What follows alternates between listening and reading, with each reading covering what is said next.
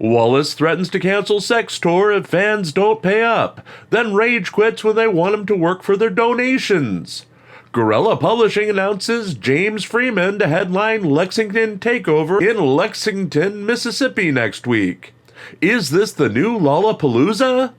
Delete Laws to Castro shows crib together receipts for hurricane fundraiser. Promises the math works, though it doesn't. Plus, we do some begging of our own for ongoing expenses in our GoFundMe campaign. Again! All this and more in this edition of Auditing Insanity.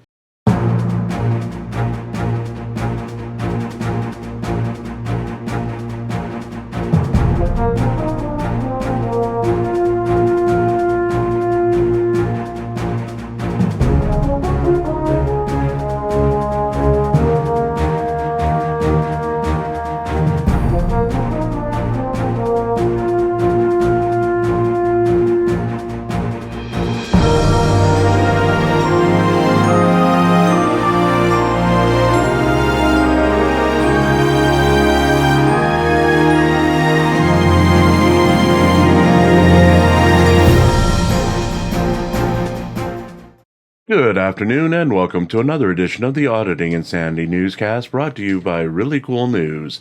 I'm Jim Finch and I'll be your host for stories on Delete Laws, Chili DeCastro, Floyd Wallace, and the big Lexington takeover that will be headlined by auditing superstar James Freeman next week. We've got a long way to go and our diesel-powered computer has a short time to get there, so strap yourself in as we ask you to focus on...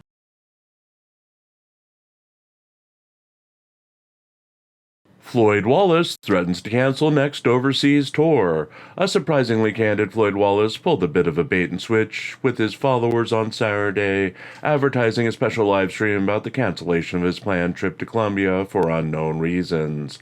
Wallace was late to his live stream, scheduled for noon Eastern Time, as he was too busy with laundry to make his much-hyped live stream. Then he announced that he hadn't canceled his trip to Colombia, currently scheduled for October 25th, but he could cancel it if his fans did not give him the remaining $146 that he needed to pay for fines from a Texas conviction in September.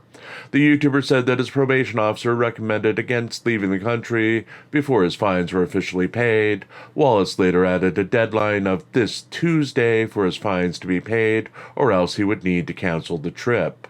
An animated Wallace interacted with his side chat, at times demanding super chats from his fans to answer questions posed to him, other times answering questions, including those posed to him about his legal cases from this reporter, without the need for payment.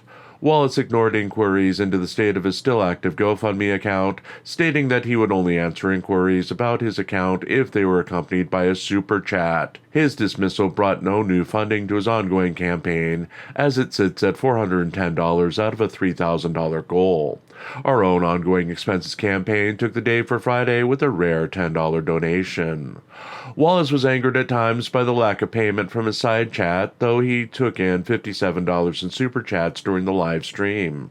The YouTuber only applied $17 towards his fine during the live stream after saying he needed to borrow $10 from a friend, which brought his fine down to $131. That's $15 with a $2 processing fee at the end of the live stream. The YouTuber seemed rattled when he was asked directly by this reporter about his November 14th hearing in Oklahoma for his 2023 charges of interfering with an officer.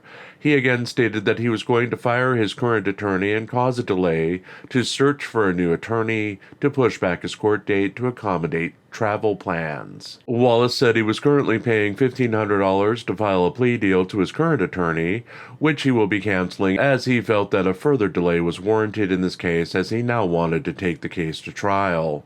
Currently, Wallace is scheduled for a blind plea in the case on November 14th, where he has already agreed to plead guilty and allow for the judge to determine his sentence. He told this reporter not to get attached to the date as it would be changing. Wallace refused several semi-serious offers to pay his fine completely by his chat, including one that would have given him $200 to code approach women on the campus of the University of Texas at Austin. The YouTuber declined, insisting he would need at least $350 as he would need gas and food money to make the 3-hour trip. After over an hour of interacting with his chat, the YouTuber essentially rage quit, as he had already turned off his camera and complained loudly about the lack of financial participation from his chat. At one point, Wallace played the race card, stating that if he were Chile de Castro, who he called a white man, despite de Castro identifying as Colombian in origin, people would have thrown money at him and his fines would have been paid in minutes. A dejected Wallace said that he would return to live stream again later Saturday. Wallace has since removed the live stream from public view. We still need your help. Despite the GoFundMe market being dead, this publication is funded by your donations, along with what little we make from our YouTube channel per month. While we did achieve full monetization on YouTube, we still need help to get through the monthly expenses and keeping the lights on to bring you the paper and the newscast each day. If you can afford it, please consider donating to the GoFundMe run by this very channel. All proceeds literally go to keeping the lights on, eating, and writing new stories to feature here and on ReallyCoolSite.org. If you can't afford to contribute, please watch the ads on our video, like, share, subscribe, and comment. You can help by doing next to nothing, and we thank you in advance for pitching in.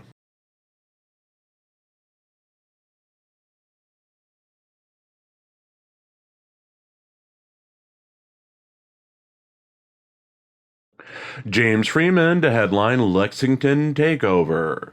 YouTuber Ron of Guerrilla Publishing announced on his Friday night livestream that auditing superstar James Freeman Springer would be headlining the Lexington takeover gathering set for Lexington, Mississippi next week.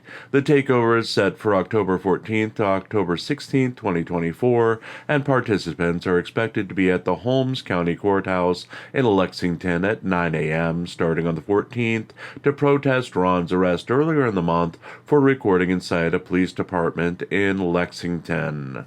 Ron claimed to be investigating the Lexington police force after learning that the Justice Department was investigating it for unlawful cash bail practices, unlawful arrests, wrongful use of a taser, and other charges. He asserts that he had been unlawfully arrested by Lexington police and promised further action, stating that he should have known that the police force would stoop to unlawful arrest after seeing a lackluster video of an attorney being arrested for filming at the same police station.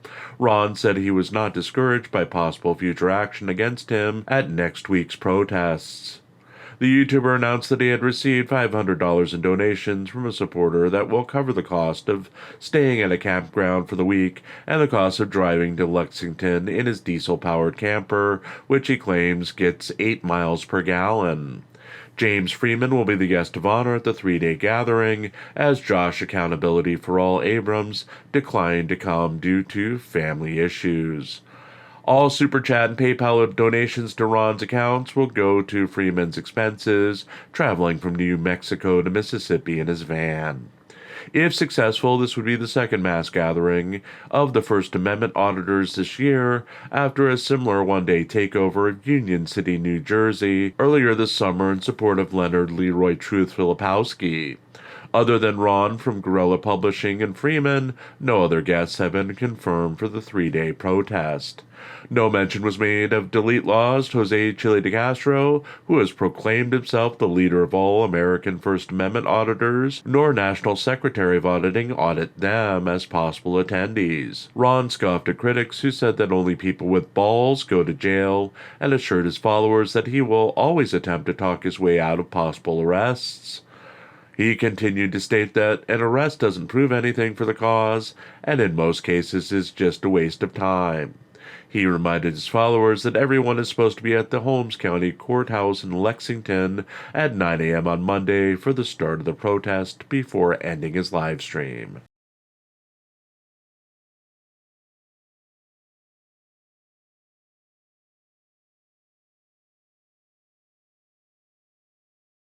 Delete Laws de Castro shows hurricane receipts. Fans of Delete Law's Jose Chili de Castro got what they wanted to see Friday night as he devoted the first hour of his 2-hour live stream to showing what he claimed to be receipts from his hurricane fundraiser Monday night, while others questioned de Castro's involvement and evidence.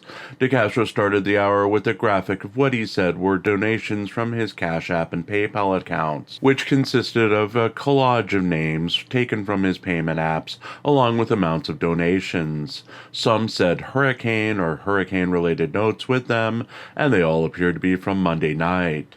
His detractors were quick to criticize his efforts, as the YouTuber could have just used his PC to provide a clear listing of all the donations from his actual pay sites, which would have cleared up any questions lingering from the donations, but did not do so. The screen was labeled that the amount listed was approximately $667, when it was in fact $687.88, with at least one of the donations completely obscured. He then showed what he said to be a screen capture from Zelle, which showed he took in $390 in donations, and another screenshot he announced as a partial list of super chats from Monday night, which he claimed totaled $277.92. Please note that Playboard shows de Castro taking in $391 in super chats Monday night, which would account for the donations de Castro said were missing from his YouTube tally. He showed a partial text message from Alan Hubbs, who put the campaign together, that he spent $1,259.60, then another indicating that he sent Hubbs $1,360 on Zelle.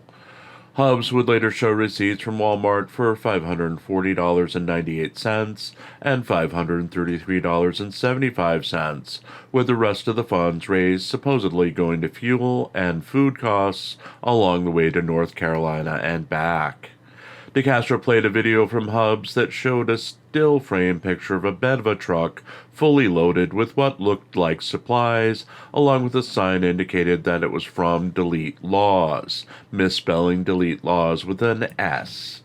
He later played video from Hubbs that showed storm damage and footage of a pastor apparently thanking Hubbs for a donation. No video was played of Hubbs distributing the food to the people he claimed to distribute it to, as de Castro called the very idea of filming someone receiving the aid as cringe. Despite de Castro's own previous history of showing himself handing out 5A cop cards and trifolds for promotional use to strangers, he said that he hated the practice, as filming strangers receiving things was tacky. In a strange interlude, de Castro interjected that the World Trade Center attack happened on his 27th birthday, and he and some friends had decided that they would load up a truck and drive to New York to help rescue efforts. He wrote to someone in charge of rescue operations, who told him not to come, as they would only be in the way, and after a lot of banter, de Castro decided not to go. He thanked the men in hindsight, as he announced that all of the first responders who worked at Ground Zero got cancer and other illnesses and are dead. Hubbs, without the involvement of de Castro, stated that he managed to distribute his goods, mostly water, salt, bananas, packages of fresh chicken, painkillers, oranges, and allergy medicine, to those he says needed it. De Castro praised him for bypassing the Red Cross, who could theoretically use the money to get better deals on food through existing connections, as he did not believe in the bureaucracy of the Red Cross, and that the Red Cross had not set up yet in the area of the hurricane. The second hour of de Castro's Friday broadcast went from showing sketchy receipts to playing his normal anti-police videos. He offered his thoughts and prayers to YouTuber The Angry Vet, who apparently is facing jail time next week, and promised that his new Team DLZ website would be up and running tomorrow. De Castro said he didn't like the way he had the lighting set up in his new studio, which made him appear to be his actual age with near white hair, and that he needed to slow down because he was burning himself out too quickly. The YouTuber reminded his fans that he was not doing so well financially at this time, and that he'd only be able to send fans who wanted free merchandise digital copies of his materials, as he implied that he could no longer afford shipping on free merchandise. De Castro is expected to live stream again later today.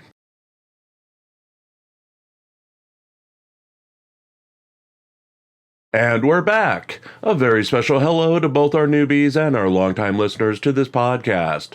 We are now increasing our promotions to new areas, and hopefully you're here and enjoying the podcast we're putting out. For those that don't know, we put out both an audio podcast on YouTube and a newsletter every day at ReallyCoolSite.org. Our website is still under reconstruction, but has been famous for covering the auditing world since the fall of 2023. Both are intended to be great assets as to the history of First Amendment auditing and are completely free to our fans. On that note, we'll be back with you tomorrow with another edition of Auditing Insanity. Have a great night, all.